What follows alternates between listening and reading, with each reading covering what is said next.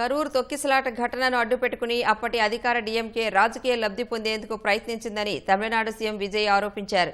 ఎన్నికల సమయంలో కరూరులో పర్యటించకుండా అప్పటి డీఎంకే ప్రభుత్వం అడ్డుకుందని చెప్పారు. కరూరు తొక్కిసలాటలో బాధితుల కుటుంబ సభ్యులకు సీఎం విజయ్ ప్రభుత్వ ఉద్యోగ నియామక పత్రాలు అందజేశారు. ముఖ్యమంత్రిగా బాధ్యతలు చేపట్టిన తర్వాత తొలిసారిగా కరూరు వెళ్లిన ఆయన తొక్కిసలాట ఘటన తనను తీవ్ర ఆవేదనకు గురిచేసిందని పేర్కొన్నారు. ఈ సందర్భంగా డీఎంకేతో పాటు కరూరు పోలీసులపై విజయ్ విమర్శలు గుప్పించారు. టీవీకే ర్యాలీకి జనం పోటెత్తుతున్నప్పుడు సభను రద్దు చేసే పూర్తి అధికారం పోలీసులకు ఉన్నప్పటికీ వారు ఎలాంటి ముందస్తు సమాచారం ఇవ్వలేదని మండిపడ్డారు. తాను పోలీసులను పూర్తిగా నమ్మానని, కానీ ఇదంతా ఎవరి ఆదేశాలతో జరిగిన నాటకమో చెప్పాలని ఆయన నిలదీశారు. నల్లదుస్తులు ధరించి సభకు హాజరైన సీఎం విజయ్ తొక్కిసలాటలో మరణించిన చిన్నపిల్లలు, ఇతర బాధితుల జ్ఞాపకార్థం తమ పార్టీ తరపున ఒక స్మారక చిహ్నాన్ని నిర్మిస్తామని ప్రకటించారు.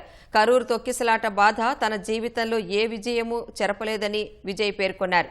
ఎంతో మంది అమాయక పిల్లలు ఈ ప్రమాదంలో చనిపోవడం తనను తీవ్రంగా కలిచివేసిందన్నారు. గతేడాది సెప్టెంబర్ 27న టీవీకే ర్యాలీలో జరిగిన తొక్కిసలాటలో 41 మంది ప్రాణాలు కోల్పోయారు.